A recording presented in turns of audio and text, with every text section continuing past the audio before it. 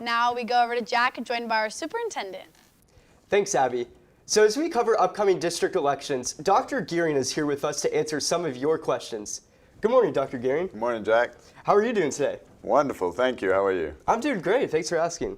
So to just kind of jump right into things, if you had to explain Prop A to students, how would you describe it?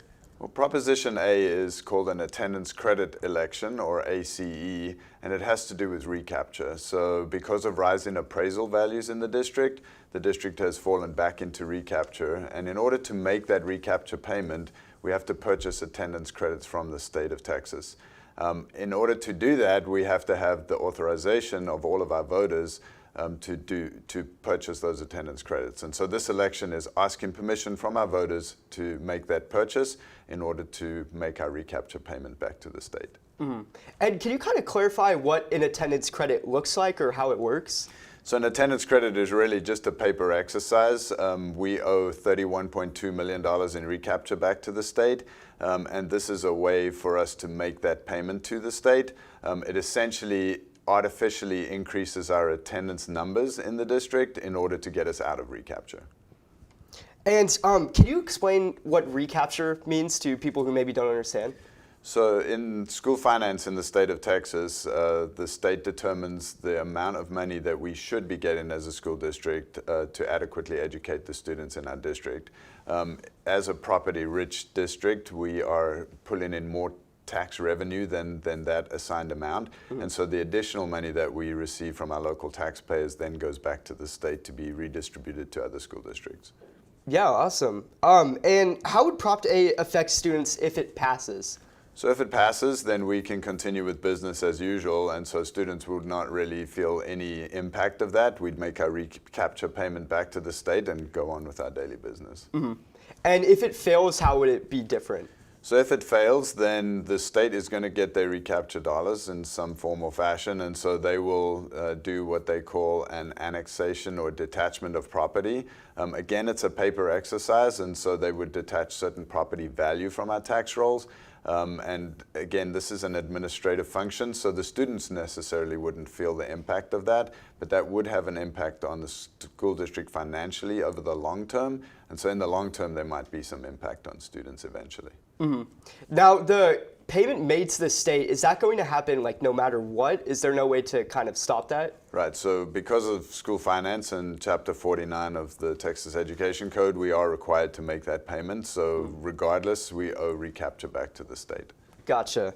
Now, let's talk about Prop B. How would you describe that to students? So Proposition B is called a voter approval tax rate election. Mm-hmm. Again, this has to do with rapidly rising appraisal values in the district, but the board is managing the tax rate. So we have two different parts of our tax rate. We have the interest and sinking portion, which is to pay off the debt in the district, and then the maintenance and operation tax rate, which is to pay the daily operating expenses of the district, such as salaries, fuel for the buses, supplies, things like that.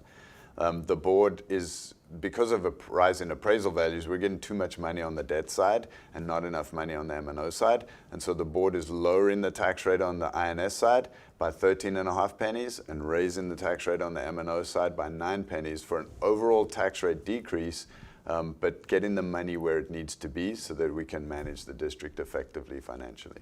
Mm-hmm. And if Prop B fails, how would that affect students? So if Prop B fails, then we'll have about a $30 million deficit because of the way that the board set the budget and the tax rate for this current school year. The board would have to eat that deficit out of their fund balance, out of our savings account. And we can do that one time because we've been fiscally responsible for many years, but you cannot continue to spend money that you don't have out of your savings account over time. And so that means that starting in December, the administration would have to come together to find how to cut that $30 million. Yeah. And where specifically would you be the top 3 places that you would suggest the cuts come from if it fails? So the thing about our budget is we're about 86% of our budget is in people.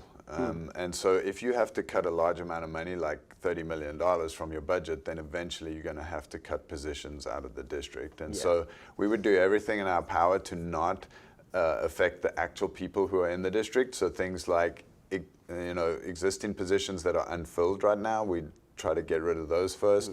We'd also do attrition, so people who leave out of positions, we'd see if we could not replace those positions. And eventually we'd have to start to cut actual people in the district. We will do everything in our power to avoid campus or student-facing cuts, but it's going to be challenging when you have to cut that many positions from the district. Yeah. And when asking some of the board candidates about where they want to see budget cuts, some said that they were in favor of reducing counseling staff across the district. How would you respond to that? So counseling staff would be one of the last places I think we'd look, for two reasons primarily. Number one, we already have heavy loads on our counselors. So the ratio of students to counselors in the district is already high. And so removing additional counselors would be extremely stressful for those existing counselors. And then second, that has a large impact on students, number one, who wouldn't get their academic guidance needs met, or their social emotional needs met. And so that would be very challenging for students, and also very challenging for teachers and other staff, because when they lose the support of those counselors, then some of that burden comes on to classroom teachers, and that would make that extremely difficult. Mm-hmm. And some members have even suggested from like some candidates, from like higher level positions, but that doesn't take a lot of the budget. What is like your response to that? So, we could essentially cut all of our higher central office administration from the district and not find $30 million in cuts. And then, of course, the rest of the campuses wouldn't have the support that the central office provides on a daily basis. And so this is a large corporation. We're running a $400 million budget with about 5,000 employees. It takes a lot of administrative work to take care of that. So yes, we will look for ways to cut as much of that as we can, but there are some essential functions in the district that have to be taken care of at the administrative level in order for the organization to survive. Mm-hmm. And a big question we're hearing in the community is, how did the district get into this kind of budget situation to begin with, and how would you respond to these concerns?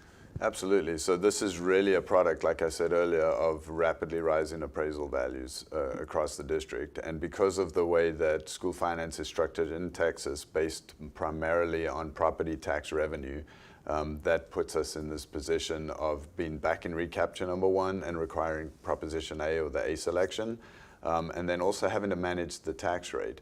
And that is what causes Proposition B. And so the management of the tax rate, though, it's important to understand that the board is actually lowering the overall tax rate by almost 6.25 pennies in that process. And thank you for clarifying that. I really appreciate it. Depending on the outcome of these elections, when would Prop A and B go into effect? So these go into effect immediately. So Proposition A would then allow us to make our recapture payment this school year as we normally would, and so that would be effective immediately. And then Proposition B, the board has actually already set the tax rate back in August, and so this would just be a ratification of that tax rate. Gotcha. And so we would continue immediately with those changes. Okay. And some school board candidates have made claims that the educational curriculum focuses too much on sexually explicit content, even in younger grades. To quote Mike Sanders, they shouldn't be teaching elementary kids anything about sex. What is your response or position on that? So we are public school. We do have students from all walks of life walk into our classrooms on a daily basis. We do have a responsibility to make sure that they are well educated. We do have curriculum guides from the state. We follow all of those state guidelines in terms of all of the curriculum that we follow. We do also have really strong board policy in place, EF Legal and EF Local, that govern how we select curriculum that comes into the district, and then how the community, if they're interested, can challenge that curriculum. And we've been following those policies very carefully. We are doing everything by the legal book. We are allowing people to have their due process in this. We've done a lot of work to make sure that we're listening to the community and understanding what their concerns are and responding to those concerns appropriately. And so we feel that we're doing a strong job of making sure that our students are well educated, that they see themselves in the material that's provided to them, their instructional materials, and that they have opportunity to understand who they are, and we're also working very closely with families to make sure that they are aware of the content that's available to their children in the classrooms, and we continue to follow our board policy and school law. Yeah. So would you say those claims are kind of exaggerated sometimes? I think that those are valid concerns that parents have, and we're making sure that we listen to those concerns very carefully, and that we respond to them appropriately. But we continue to, we feel, respond to them appropriately and give the opportunity for parents to share their concerns with us. Gotcha. And finally, with the election of new school board members, what is it like adjusting to new incumbents every election season? That's a great question, Jack, because unless you've been a school board member, it's very difficult to understand the work that a school board member does. School board members, number one, are volunteers, and so they don't get paid for their jobs, but they have really tough jobs. They do a lot of extra work. Most of them are full-time employees in some other profession, and they do this as a volunteer exercise to support the students of their community. Yeah. It is tough work. And it takes a while for new board members to get acclimatized to how the school board works. There are 7 school board members, but they act as one entity. So they are one decision-making organization. So they cannot make any decision outside of a board meeting. And it takes a majority of at least 4 of them to make any decision. And then that decision is binding on the school board. So it takes a little bit of time for folks to get used to that. To understand that even if they come in with a specific agenda, with something they want to get done in the school district, that those things are not always possible because of policy, because of law, because of procedures. And they come to understand quickly that also in our case, we are a large organization of 42,000 students, almost 5,500 employees, and things don't just happen on a dime. And so usually I find it takes new school board members about a year for them to really truly start to understand what their role is and how they can be effective as trustees of children, because that really is their job. Yeah, awesome. And then finally, what would you say is like your biggest accomplishment as a superintendent so far? So this is the start of my 4th year in Leander ISD and my start of my 15th year as a superintendent in the state of Texas. And the work that the school board has done on establishing their core beliefs, their vision, their mission, and the strategic plan has been really profound work. It has laid a foundation for Leander ISD to go forward in the next 5, 10, probably 15 years on a path towards transformation of public education. And I'm extremely proud of the work that we're doing together as a team of 8 to guide this large organization towards excellent education for the children of our community.